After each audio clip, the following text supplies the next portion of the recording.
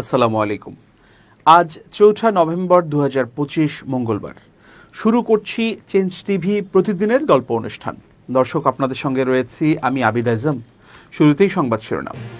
রিজভী আলাল, দুদু, barrister রুমিন, মনির খান কেন বাদ পড়লেন? ফখরুলের আসনে জামাতের প্রার্থীর চমক। ইহুদি ও খ্রিস্টানদের মধ্যে কেন ব্যাপক জনপ্রিয় জোহরা মামদানি? এবার বিস্তারিত। আসন্ন জাতীয় সংসদ নির্বাচনে ২৩৭টি আসনে প্রাথমিক তালিকা ঘোষণা করেছে বিএনপি। তবে সেই তালিকায় নেই দলের সিনিয়র আইনজীবী ও সাবেক সংসদ সদস্য ব্যারিস্টার রুমিন ফারহানার নাম। সে বিষয়ে খোলামেলা কথা বলেছেন তিনি। বেসরকারি টিভি চ্যানেলের এক টকশোতে দলীয় মনোনয়ন না পাওয়ার প্রসঙ্গে মুখ খোলেন রুমিন ফারহানা। দলীয় মনোনয়ন প্রসঙ্গে রুমিন ফারহানা বলেন, আমার মনোনয়ন আপাতত অন হোল্ড অবস্থায় রয়েছে। বিএনপির দীর্ঘদিনের সহযোগী কিছু দলের সঙ্গে জোটগত সমঝোতার কারণেই ৬৩টি আসন এখনও ঘোষণা করা হয়নি। পাশাপাশি নতুন কিছু দলের সঙ্গেও জোটের আলোচনা চলছে। তিনি আরও বলেন, দীর্ঘ ১২ থেকে ১৫ বছর ধরে সুখে দুঃখে যেসব দল বিএনপির পাশে ছিল তাদের সঙ্গে আসন ভাগাভাগির আলোচনা হচ্ছে, তাই এখনও কিছু আসন ঝুলে আছে। দল উইনেবল প্রার্থী খুঁজে দেখছে, সেই বিবেচনায় সিদ্ধান্ত চূড়ান্ত হবে। দলের কিছু কর্মী মনোনয়ন না পেয়ে রাস্তায় বিক্ষোভ, টায়ার পুড়িয়ে প্রতিবাদ করছেন। এমন প্রসঙ্গে রুমিন ফারহানা বলেন, বড় দলে প্রার্থীর সংখ্যা স্বাভাবিকভাবেই বেশি থাকে। অনেক আসনে ১০ থেকে ১২ জন করে প্রার্থী থাকায় চূড়ান্ত নির্বাচন কঠিন। তিনি বলেন, নেতাকর্মীদের আবেগকে শ্রদ্ধা করা উচিত। মন খারাপ হওয়া স্বাভাবিক, তবে এ পরিস্থিতি দীর্ঘস্থায়ী হবে না। তিনি আরও বলেন, বিএনপির ভারপ্রাপ্ত চেয়ারম্যান তারেক রহমান প্রার্থীদের সঙ্গে একাধিকবার বৈঠক করেছেন এবং মনোনয়ন বণ্টনের প্রক্রিয়া সম্পর্কে সবাইকে অবহিত করেছেন। মনোনয়ন তালিকার বিষয়ে সাবেক সংসদ সদস্য বলেন, তালিকাটি এখনও প্রাথমিক। সময়ের সঙ্গে সঙ্গে পরিবর্তন আসতে পারে, কেউ বাদ পড়তে পারেন, আবার নতুন কেউ যুক্তও হতে পারেন। এছাড়া নির্বাচন কমিশন সংশ্লিষ্ট কিছু আইনি জটিলতার কারণেও কয়েকটি আসনের মনোনয়ন স্থগিত রয়েছে। বাগেরহাট ২ আসনকে তিনি এর উদাহরণ হিসেবে উল্লেখ করেন। বিএনপির ভাইস চেয়ারম্যান শামসুজ্জামান দুদু কেন্দ্রের রাজনীতিতে গুরুত্বপূর্ণ ভূমিকা রেখে আসছেন। তার সমর্থকরা ধরেই নিয়েছিল তিনি মনোনয়ন পাচ্ছেন। চুয়াডাঙ্গা ১ আসনে মনোনয়ন প্রত্যাশী ছিলেন শামসুজ্জামান দুদু। তাকে শেষ পর্যন্ত ধানের শীষ দেয়নি বিএনপি। এই আসন থেকে ধানের শীষে ভোট করবেন মোহাম্মদ শরীফুজ্জামান। ৫ আগস্টের পর শামসুজ্জামান দুদুর একটি বক্তব্য বিতর্কের জন্ম দেয়, যেটি নিয়ে দলের মধ্যেও সমালোচনা হয়। তাকে দলের পক্ষ থেকে সতর্ক করা হয়। এরপরও দুদু মনোনয়ন পাবেন না, এটি ছিল তার সমর্থকদের হিসাবের বাইরে। দুদু চুয়াডাঙ্গা ১ আসন থেকে ১৯৯৬ সালের ফেব্রুয়ারির ৬ষ্ঠ জাতীয় সংসদ নির্বাচনে বিএনপির মনোনয়নে প্রথমবারের মতো সংসদ সদস্য নির্বাচিত হন। একই বছরের জুনে ৭ম জাতীয় সংসদ নির্বাচনেও তিনি ওই আসন থেকে বিজয়ী হয়েছিলেন। দুদু ঢাকা বিশ্ববিদ্যালয়ে অধ্যয়ন করেন। সেখানে থাকা অবস্থায় ১৯৮৫ ও ১৯৮৬ সালে বাংলাদেশ জাতীয়তাবাদী ছাত্রদলের কেন্দ্রীয় সভাপতি হিসেবে দায়িত্ব পালন করেন। এরপর তিনি বাংলাদেশ জাতীয়তাবাদী কৃষক দলের সাধারণ সম্পাদক ও বিএনপির কৃষি বিষয়ক সম্পাদক পদে ছিলেন। এরপর বিএনপির চেয়ারপারসনের উপদেষ্টা পদে ছিলেন দীর্ঘদিন। বর্তমানে দুদু বিএনপির ভাইস চেয়ারম্যান পদে রয়েছেন। এছাড়া উপদেষ্টা পরিষদের সদস্য সৈয়দ মোয়াজ্জেম হোসেন আলালের নামও তালিকায় দেখা যায়নি। অন্যদিকে সিনিয়র যুগ্ম মহাসচিব রুহুল কবির রিজভী এর আগে কখনো নির্বাচনে অংশ না নিলেও এবারও সম্ভাব্য তালিকায় তার নাম নেই। মনোনয়ন প্রত্যাশী তারকাদের মধ্যে আলোচনায় ছিলেন মনির খান। শোনা যাচ্ছিল ঝিনাইদহ ৩, মহেশপুর, কোটচাঁদপুর থেকে মনোনয়ন পাওয়ার সম্ভাবনা রয়েছে তার। তবে বিএনপির মনোনয়ন প্রার্থী তালিকায় নাম নেই তার। সেখানে মনোনয়ন পেয়েছেন মোহাম্মদ মেহেদী হাসান। দলের সিদ্ধান্ত মেনে মনোনীত প্রার্থীকে অভিনন্দন জানিয়েছেন গায়ক। সোমবার নিজের ফেসবুকে মেহেদী হাসানের সঙ্গে একটি ছবি পোস্ট করেছেন মনির খান। ক্যাপশনে লিখেছেন, অভিনন্দন মেহেদী হাসান রনি। ঝিনাইদহ ৩-এ বিএনপির মনোনীত ধানের শীষের প্রার্থী, শুভকামনা রইল। আসন্ন ত্রয়োদশ জাতীয় সংসদ নির্বাচনে কুড়িগ্রাম ৪, চিলমারী, রৌমারী ও রাজীবপুর আসনে বিএনপি ও জামাতের প্রার্থী তালিকায় নাম এসেছে আপন দুই ভাইয়ের। এতে স্থানীয় রাজনীতিতে শুরু হয়েছে ব্যাপক আলোচনা ও আগ্রহ। গুলশানে বিএনপি চেয়ারপারসনের রাজনৈতিক কার্যালয়ে এক সংবাদ সম্মেলনে প্রার্থীদের নাম ঘোষণা করেন দলটির মহাসচিব মির্জা ফখরুল ইসলাম আলমগীর। এদিন 238টি আসনে বিএনপি প্রার্থীদের নাম ঘোষণা করা হয়। এর মধ্যে কুড়িগ্রাম 4 আসনে প্রার্থী হিসেবে আজিজুর রহমানের নাম ঘোষণা করা হয়। অপরদিকে একই আসনে জামায়াতের প্রার্থী হিসেবে চূড়ান্ত হয়েছেন মোস্তাফিজুর রহমান মোশতাক। তারা দুজন আপন ভাই।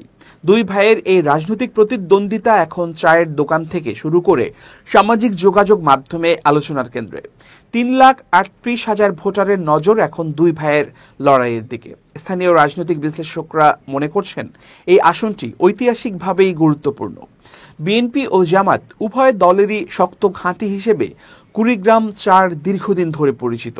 ফলে দুই ভাইয়ের এই মুখোমুখি লড়াই আসনটিকে জাতীয় পর্যায়ে আলোচিত আসনে পরিণত করেছে। স্থানীয় পর্যবেক্ষকরা বলছেন, দুই দলের সাংগঠনিক সক্ষমতা, তৃণমূল নেতাকর্মীদের সক্রিয়তা ও প্রার্থীদের ব্যক্তিগত জনপ্রিয়তার উপর নির্ভর করবে কে শেষ পর্যন্ত বিজয়ী হবেন। জামাতের প্রার্থী মোস্তাফিজার রহমান মোস্তাক বলেন, আমার বড় ভাই তিনি বিএনপি হতে সম্ভাব্য প্রার্থী হয়েছেন। তিনি যদি সত্যি মনোনয়ন পেয়ে যান তাতে করে আমাকে পরাজিত করতে পারবেন না, কেননা জামাতের জনপ্রিয়তা এখন অনেক বেড়েছে। দুই ভাই প্রার্থী হলেও নির্বাচনে এর কোনো প্রভাব ফেলবে না। আজিজুর রহমান বলেন, আমার ছোট ভাই একসময় বিএনপি করত, আমার কারণে সে প্রতিষ্ঠিত হয়েছে, পরবর্তীতে জামাতে যোগ দিয়ে সেই দলের প্রার্থী হয়েছে। তিনি বলেন, আমাকে প্রার্থী হিসেবে ঘোষণা না করলে আমার পরিচয় এবং পারিবারিক ইমেজের কারণে আমার ছোট ভাই এককভাবে নির্বাচনের সুবিধা নিতে পারত, কিন্তু আমি প্রার্থী হওয়ায় সেই সুযোগ থেকে সে বঞ্চিত হলো। জনগণ আমাকেই চাইছে, তাই আমি আশা করব আগামী নির্বাচনে দল আমাকে ফাইনাল প্রার্থী হিসেবে মনোনয়ন দেবে। বাংলাদেশ জাতীয়তাবাদী দল বিএনপি থেকে ঠাকুরগাঁও 1 সদর আসনে দলটির মহাসচিব বর্ষিয়ান রাজনীতিবিদ মির্জা ফখরুল ইসলাম আলমগীরকে প্রার্থী ঘোষণা করা হয়েছে। এই ঘোষণা ঘিরে যখন এলাকায় জোর আলোচনা, ঠিক তখনই এক মানবিক বার্তায় সামাজিক যোগাযোগ মাধ্যমে দারুণ আলোড়ন তুলেছেন তারই প্রতিদ্বন্দ্বী প্রার্থী, কেন্দ্রীয় ছাত্র শিবিরের সাবেক সভাপতি ও জামাতে ইসলামীর ঢাকা মহানগর দক্ষিণের সহকারী সেক্রেটারি এবং কেন্দ্রীয় মজলিসে শুরা সদস্য দেলোয়ার হোসেন। মঙ্গলবার সকালে তার নিজস্ব ফেসবুকে তিনি লেখেন, বাংলাদেশ জাতীয়তাবাদী দল বিএনপির পক্ষ থেকে আগামী জাতীয় সংসদ নির্বাচনে ঠাকুরগাঁও 1 সদর আসনে দলের মহাসচিব বর্ষিয়ান রাজনীতিবিদ ঠাকুরগাঁওয়ের কৃতি সন্তান জনাব মির্জা ফখরুল ইসলাম আলমগীর সাহেব প্রার্থী হিসেবে মনোনীত হয় তাকে প্রাণঢালা অভিনন্দন। তিনি লেখেন, 2001 সালের নির্বাচনে জোট প্রার্থী হিসেবে আমরা ওনার পক্ষে কাজ করেছিলাম এবং তিনি বিজয়ী হয়েছিলেন। তখন আমি রাজশাহী বিশ্ববিদ্যালয়ের ছাত্র ছিলাম। এবার আমরা দুজনেই দুই দল থেকে এই আসনের সংসদ সদস্য পদপ্রার্থী। তিনি আরও লেখেন, প্রতিদ্বন্দ্বিতা নয়, প্রতিযোগী হয়ে নির্বাচনী ময়দানে কাজ করতে চাই। আমাদের মূল লক্ষ্য ঠাকুরগাঁওয়ের উন্নয়ন। জনগণ আমাকে বিজয়ী করলে ঠাকুরগাঁওয়ের উন্নয়নে আমার অভিভাবক হিসেবে ওনাকে রাখবো, আর জনগণ ওনাকে বিজয়ী করলে ঠাকুরগাঁওয়ের উন্নয়নে ওনাকে সার্বিকভাবে সহযোগিতা করে যাব ইনশাআল্লাহ। আল্লাহ তাআলা আমাদের সহায় হন, আমিন। আসন্ন ত্রয়োদশ জাতীয় সংসদ নির্বাচনে 237টি আসনে সম্ভাব্য প্রার্থীর নাম ঘোষণা করেছে বিএনপি। বাকি 63টি আসনের মধ্যে 40টি আসন যুগপৎ আন্দোলনের শরিকদের জন্য ছেড়ে দেওয়ার প্রাথমিক সিদ্ধান্ত নিয়েছে দলটি, আর 23টি আসনে প্রার্থী দেয়া হতে পারে। তবে আসন নিয়ে জাতীয় নাগরিক পার্টির সঙ্গে দলটির সমঝোতা হলে পাল্টে যেতে পারে হিসাব নিকাশ। সোমবার অর্থাৎ 3 নভেম্বর বিকেলে গুলশানে এক সংবাদ সম্মেলনে প্রার্থী ঘোষণার পর বিএনপির একাধিক নেতার সঙ্গে কথা বলে এসব বিষয় জানা গেছে। স্থায়ী কমিটির নেতা জানান, আজকের বৈঠকে সম্ভাব্য প্রার্থীদের 260টি আসনের একটি তালিকা নিয়ে আলোচনা হয়। সেখানে 237টি আসনের প্রার্থী নিয়ে ঐকমত্য হয়, বাকি আসনগুলো নিয়ে ঐকমত্য হয়নি। আজকের ঘোষিত সম্ভাব্য প্রার্থীদের তালিকা থেকে পরিবর্তন হওয়ার সম্ভাবনা খুবই ক্ষীণ।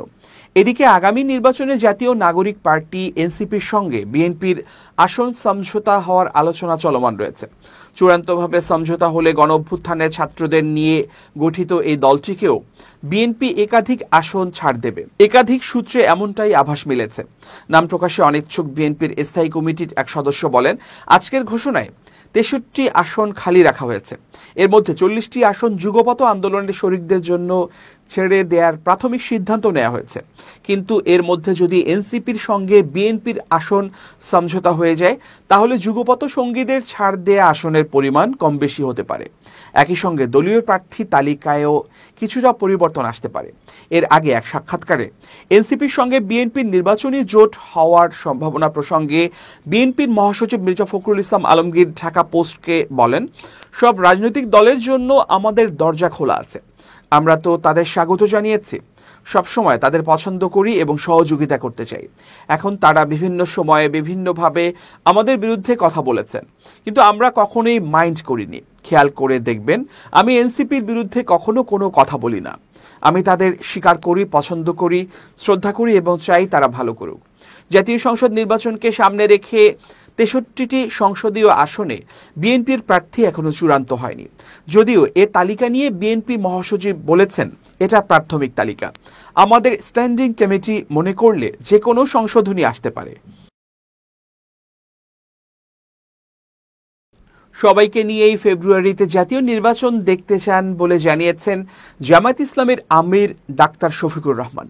পবিত্র উমরা পালন এবং যুক্তরাষ্ট্র, যুক্তরাজ্য ও তুরস্ক সফর শেষে দেশে ফিরে সোমবার ভোর 5:30টার দিকে ঢাকার হযরত শাহজালাল আন্তর্জাতিক বিমানবন্দরে সাংবাদিকদের একথা বলেন তিনি। জামায়াত আমির বলেন, ফেব্রুয়ারিতে নির্বাচন, আমরা আপনারা দেশবাসী সবাই দেখতে চাই ইনশাআল্লাহ, শুধু আমরা না, সবাইকে নিয়ে। এক সাংবাদিকদের প্রশ্নের জবাবে জাতীয় নির্বাচনে দলীয় প্রার্থী ঘোষণা প্রসঙ্গে জামায়াত আমির বলেন, বিএনপি তারাও চূড়ান্ত তালিকা প্রকাশ করেনি। আমি দেখেছি ২৩৭টা আসনে তারা তালিকা প্রকাশ করেছেন আর প্রশ্নোত্তরে বলেছেন এটি চূড়ান্ত নয়, এর মধ্যেও পরিবর্তন আসতে পারে। আমরা কিন্তু ১ বছর আগেই এই তালিকা বিভিন্নভাবে আঞ্চলিকভাবে জানিয়ে দিয়েছি। চূড়ান্ত তালিকা সময় মতো আমরা ইনশাআল্লাহ কেন্দ্রের পক্ষ থেকে ঘোষণা করব। তবে যেহেতু আমরা একা ইলেকশন করব না, আরও অনেককে আমরা ধারণ করব, দেশ এবং জাতির স্বার্থে সব দিক বিবেচনা করেই চূড়ান্তভাবে যথাসময়ে আমরা ইনশাআল্লাহ প্রার্থী ঘোষণা করব। সরকার রাজনৈতিক দলসমূহকে আলোচনার জন্য সময় বেঁধে দিয়েছেন। সাংবাদিকদের এই প্রশ্নের জবাবে তিনি বলেন, না, ওনারা বেঁধে দেন নাই, আমি শুনেছি ভালো করে। ওনারা অনুরোধ করেছেন যে ১ সপ্তাহের সময়ের ভেতরে রাজনৈতিক দলগুলো বসে যদি একটা কনসেনসাসে পৌঁছাতে পারে সরকারের জন্য এটা ভালো, এবং আমরাই সবার আগে আমাদের নায়েবে আমিরের পক্ষ থেকে আহ্বান জানিয়েছে যে আসুন আমরা খোলামেলা আলোচনা করে একটা সমাধানে পৌঁছি দেশ এবং জাতির স্বার্থে। আমরা আশা করি অন্যরা আমাদের এই আহ্বানে সাড়া দেবেন ইনশাআল্লাহ। আরেক প্রশ্নের জবাবে বলেন, গণভোটের ব্যাপারে তো আমাদের দৃষ্টিভঙ্গি অলরেডি আমরা দিয়ে দিয়েছি। এবার খুব জরুরি ১ মিনিট, জানাচ্ছেন ইউনেস্কো ক্লাব পুরস্কার বিজয়ী সাংবাদিক আমিরুল মোমেনিন মানিক। খুব জরুরি ১ মিনিটে প্রত্যেককে আমন্ত্রণ। প্রিয় বন্ধুরা, সামনে এগিয়ে যাওয়া থামাবেন না কখনোই। একজন পর্বতারোহী তিনি পর্বতের মাঝখানে গিয়ে কি আবার পেছনের দিকে নামবেন? সাধারণত আমরা দেখছি যে এভারেস্ট বিজয় যারা করেন তারা কিন্তু সবসময়ই কখনোই পিছু হটেন না, বরং সামনের দিকে এগিয়ে যান। জীবনের পথ চলায় নানা ধরনের প্রতিবন্ধকতা আসবে। একটা কাজ করতে গেলে ব্যর্থতার মুখোমুখি হতে পারেন, কিন্তু সেখানেই যদি আপনি থেমে যান তাহলে আপনি একেবারেই থেমে গেলেন। কিন্তু আপনি যদি মনে করেন যে না, এই ব্যর্থতাকে ডিঙিয়ে আমি আবার চেষ্টা করব, আবার এগিয়ে যাব, তখন কিন্তু সফলতার মুখ দেখতে পারবেন। সেই জন্যে জীবনের যে কোনো কাজে আপনি সফল না হওয়া পর্যন্ত, গন্তব্যে পৌঁছা না পর্যন্ত থামবেন না, তাহলেই সফলতার মুখ দেখতে পারবেন, তাহলেই জীবন স্বপ্নময় হবে এবং গতিশীল থাকবে। সবাই ভালো থাকুন, শুভেচ্ছা নিরন্তর। এবার দেশের বাইরের খবর। নিউ ইয়র্কের মেয়র নির্বাচনে ডেমোক্রেটিক পার্টির বামপন্থী প্রার্থী জোহরান মামদানি বিতর্কের কেন্দ্রে থাকলেও তার প্রতি ইহুদি সম্প্রদায়ের অপ্রত্যাশিত সমর্থন মার্কিন রাজনীতিতে এক নতুন মাত্রা যোগ করেছে। সংবাদ মাধ্যম মিডল ইস্ট আইয়ের এক প্রতিবেদন অনুযায়ী ইহুদি বিদ্বেষের অভিযোগ সত্ত্বেও তার পক্ষে প্রচারে নেমেছেন হাজার হাজার ইহুদি সমর্থক। ইসরায়েলের বাইরে বিশ্বের সবচেয়ে বেশি প্রায় ১০ লাখ ইহুদির বাস নিউ ইয়র্কে। এমন এক শহরে এক মুসলিম প্রার্থীর প্রতি এই ভালোবাসা মার্কিন রাজনীতিতে নতুন দিগন্ত উন্মোচন করেছে। ৪ নভেম্বর অনুষ্ঠিত হতে যাচ্ছে নিউ ইয়র্ক নগরের মেয়র নির্বাচন। জোহরান মামদানির প্রতি ইহুদিদের সমর্থনের হার জরিপে স্পষ্ট। ডেমোক্রেটিক প্রাইমারিতে ৪৪ বছরের নিচের ৬৭% ইহুদি ভোটারের সমর্থন পেয়েছিলেন মামদানি। সামগ্রিকভাবে তিনি মোট ৪৩% ইহুদি ভোটারের ভোট পেয়েছিলেন। শ্যাকব ব্লুমফিল্ড নামের এক তরুণ ইহুদি প্রচারক রাস্তায় রাস্তায় ঘুরে জোহরানের জন্য প্রচারণা চালাচ্ছেন। তার মতে জোহরানি একমাত্র প্রার্থী যিনি বাড়ি ভাড়া, স্বাস্থ্যসেবা, শিক্ষা কিংবা নিরাপত্তার মতো মৌলিক বিষয়গুলো নিয়ে আন্তরিকভাবে কথা বলেন এবং সাধারণ মানুষের দুঃখ বোঝেন। অভিনেতা ও কৌতুক শিল্পী ম্যাট কোটাইও তার পাশে দাঁড়িয়েছেন। সাবেক গভর্নর অ্যান্ড্রু কুমো ও অন্যরা মামদানিকে ইসলামপন্থী ও ইহুদি বিদ্বেষী বলে প্রচার চালালেও সমর্থকরা দমে যাননি। সমর্থক ম্যাট বলেন, ইহুদি আর মুসলিম দুই সমাজের নিরাপত্তা একে অপরের সঙ্গে জড়িত, তাই জোহরানের জয় মানে সংখ্যালঘুদের সংহতি ও একতার প্রতীক। সাংবাদিক ক্যালেব অ্যাসপিরিতু ব্লুমফিল্ড মনে করেন, ইসরায়েল ইস্যুতে প্রজন্মগত বিভাজন এই নতুন ধারা তৈরি করেছে। তরুণ ইহুদিরা আজ ইসরায়েলের রাজনীতির চেয়ে নিউ ইয়র্কের মানুষের টিকে থাকার সংগ্রামকে বেশি গুরুত্বপূর্ণ মনে করছেন। তার কথায়, জোহরানের বিশ্বাস হলো ইহুদি ও ইসলাম একই শিকড়ের ফল। ৬৬ বছর বয়সী এক প্রবীণ ইহুদি বলেন, নগ্ন ইসলাম বিদ্বেষের বিপরীতে দাঁড়িয়ে জোহরানি এক নতুন মূল্যবোধের মুখ। এই নির্বাচন নিউ ইয়র্কের ধর্ম নয়, মানুষই হবে একমাত্র পরিচয়, এমন এক নতুন বিশ্বাসের গল্প লিখবে। প্রিয় দর্শক, শেষ করছি চেঞ্জ টিভির প্রতিদিনের গল্পের আজকের গল্প। changeTV.press বাংলাদেশের ইউটিউব জার্নালিজমের অগ্রদূত। ভিজিট করুন এর ওয়েবসাইট www.changetv.press, youtube.com/changetvpress এবং সাবস্ক্রাইব করুন চ্যানেলটি। নিয়মিত লাইক, কমেন্ট ও শেয়ার করে আপডেট রাখুন নিজেকে। ভালো থাকুন, নিরাপদে থাকুন, শুভেচ্ছা নিরন্তর। changetv.press, এক ফোঁটা হলুদ নেই।